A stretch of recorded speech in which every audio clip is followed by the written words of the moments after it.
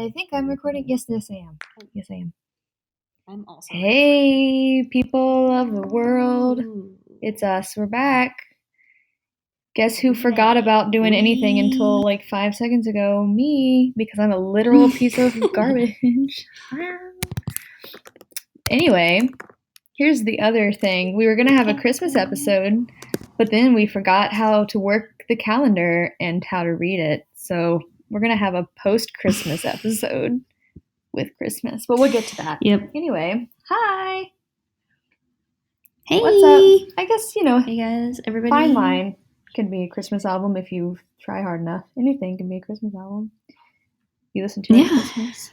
So, in case you didn't know, this week we're talking about Harry Styles. Fine and Line. The Fine Line. Also, if you hear anybody yell, I'm at my mom's house and they're all talking in the other room.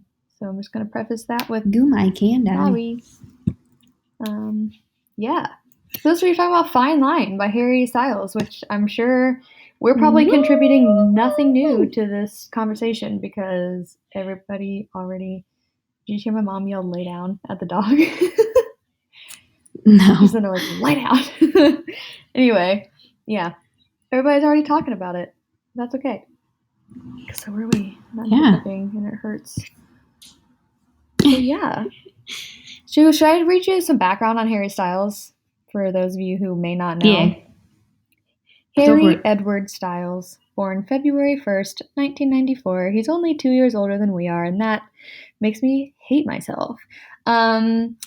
So his musical career began in 2010 when he auditioned for the X Factor. He was eliminated early on because I guess he did it solo, but then was brought back to form One Direction, and they got third place, and then they signed, and that's the history of One Direction, and you kind of all know that. So, well, Simon Cowell found all of those guys through the X Factor and was like, none of you will make it solo. So Simon Cowell started One Direction. Yeah, he did. And then now they're all making solo careers. Except for and Harry's one kind of of the only one that's been the most successful. But should we? Him and Zayn, but they also hate each other. And also, did you see the TikTok that was like a screenshot in front of Liam Payne's album, and someone's like, "Let's call this what it is: an act of terrorism." Yes. Like he's just trying to like keep up, and he can't. But yeah, so "Sign of the Times," which you all know and love, was Harry's debut solo single released in 2017. Charted the UK singles, peaked at number 4 on the Billboard Hot 100, and was named Song of the Year by Rolling Stone. And its music video also got a Brit Award. His self-titled debut album was released. Was released later that year, topping charts in 14 countries and earning a place in several music critics' year-end list. And its follow-up, Fine Line, was released in 2017. If that sounds really eloquent, it's because I'm reading directly off Wikipedia, so thank you. He was also in Dunkirk, so there's that. Yeah, he's from Worcestershire. He's from Worcestershire. Yeah, his parents worked in finance, apparently. So that's cool. But yeah, so I'm not going to do the history of One Direction because you kind of all know. But Harry, it says he draws influence from genres like soft rock, pop, folk, rock, and Britpop. His musical style on his debut album was described as having an intimately emotional 70s soft rock vibe by Rolling Stone, which I can kind of see that. And he said Styles has cited country singer Shania Twain as his main influence both musically and in fashion, which I would have never, ever, But he has Shania Twain up with Pink Floyd, The Beatles, Rolling Stones, Fleetwood Mac, Freddie Mercury, Queen, and Elvis. Huh? Like where does they're all good. Where does Shania fit into that?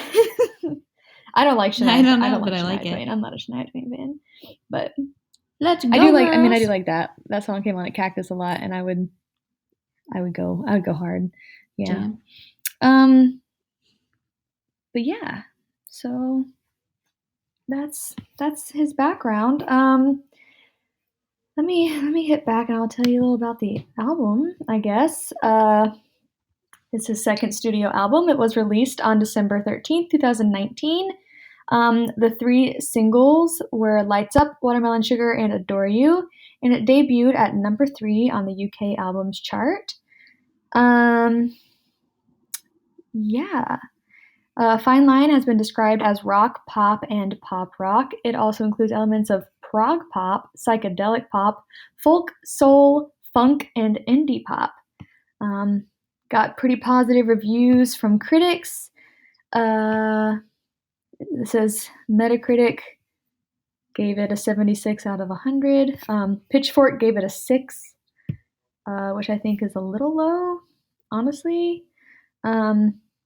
They said while the music wades into the mystic, his songwriting pointedly does not. Fine Line, in part, deals with Styles' breakup with the French model Camille Rowe, but he renders their romance in the primary colors of needing you, missing you, and remembering you, which is just a bunch of bullshit. Yeah, so I think everybody knows, but that's kind of the general thing. Now onto our own opinions.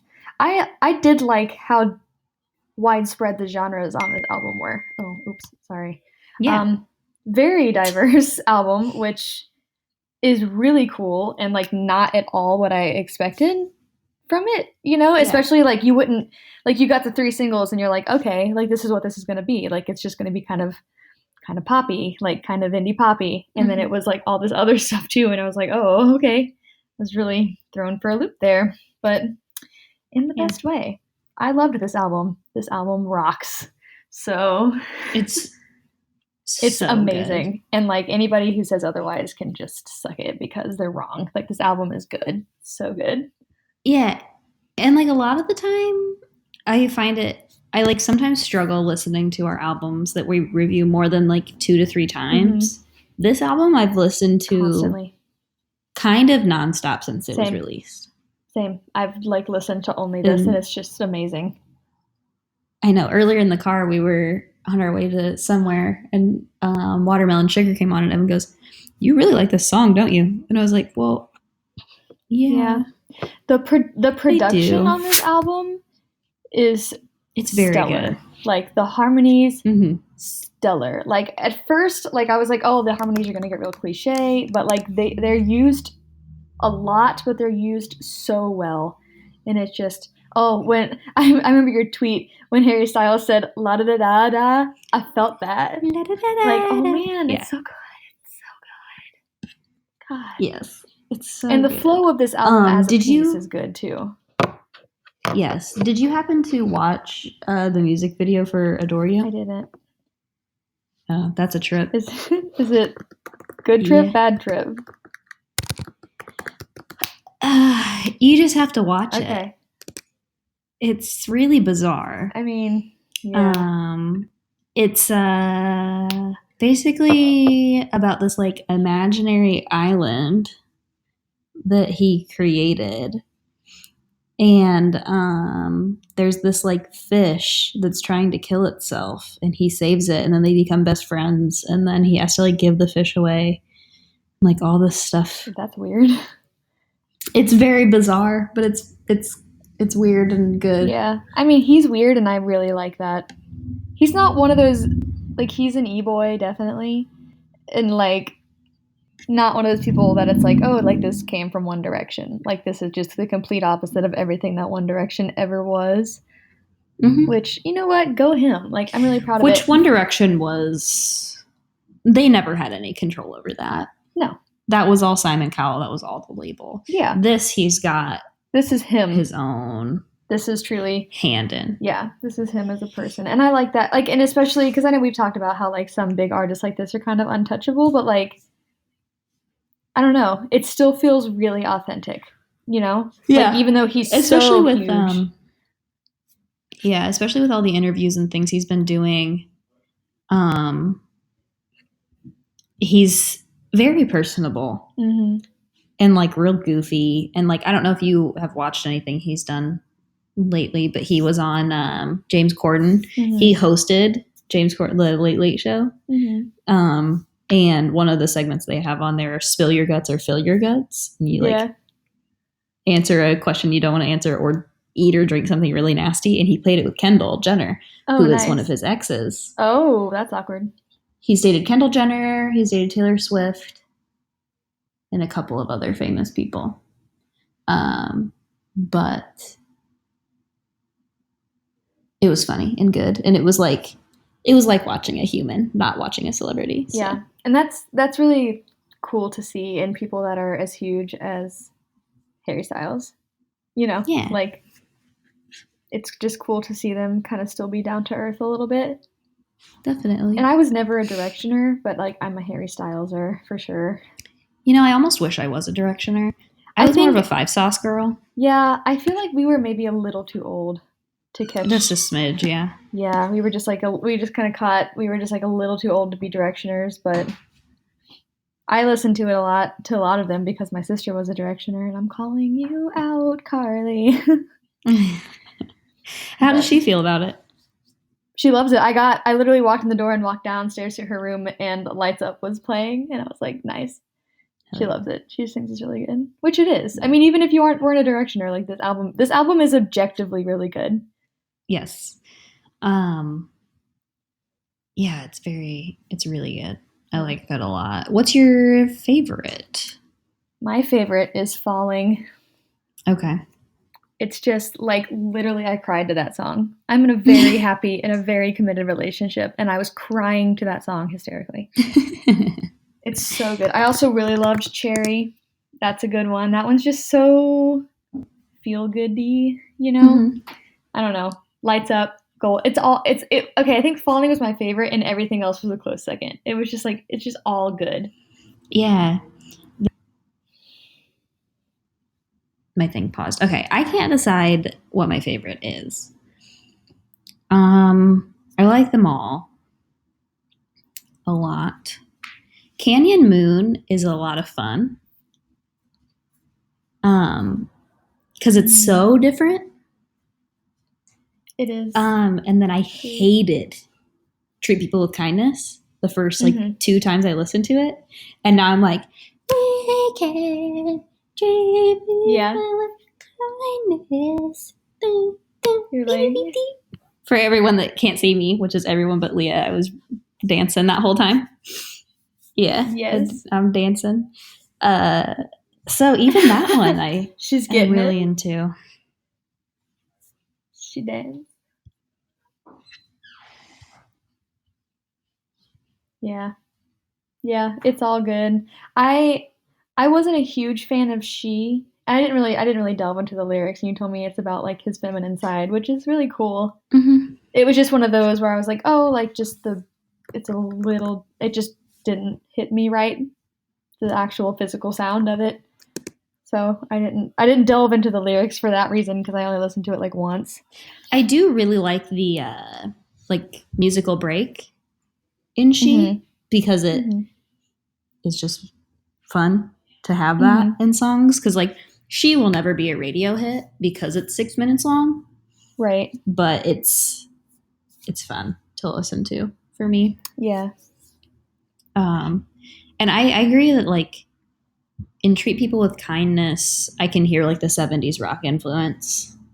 Yeah. Like that kind of choral jam kind of thing reminds me of something that Queen or the Beatles would do. Yeah. So for sure. I like it a lot. He did say, for the Directioners out there, I watched an interview of his. Somebody asked, are there any Easter eggs in this album? And he said that there were 17 Easter eggs. So you'll have to ask Carly if she's noticed any. Yeah. I imagine they're all like lyrics. I wouldn't know. I wasn't a Directioner, yeah. Yeah, I imagine they're all like lyrics from old One Direction songs or from his self-titled album. Which, by the way, have you listened to Harry Styles, the album? I've heard some of it. Yeah, but like I haven't listened to it like I've listened to this one, obviously. Okay. As soon as we hang up this call, you have to listen to Sweet Creature. Okay. Because it's probably the best song he's written. Oh, that I don't know if he wrote it, but that he's performed. Yeah. It's very good. Nice. Yeah, I'm trying to think. I probably would know some off of it. I just probably like. I also really want to know why Sunflower is volume 6. What does that mean? Yeah, that implies 5 previous volumes. Where were the 5 previous volumes? Right. Just curious, like whatever, but yeah, where are they? I don't know. I wonder if that's one of the eggs. It might be. Watermelon Sugar apparently took 1 day to write, but a year to finish. Why? I don't know. He didn't say, but he said that was the song he was most excited to hear people listen to, or see people listen to, because it was the first song that was written, but the last song that was finished. Nice.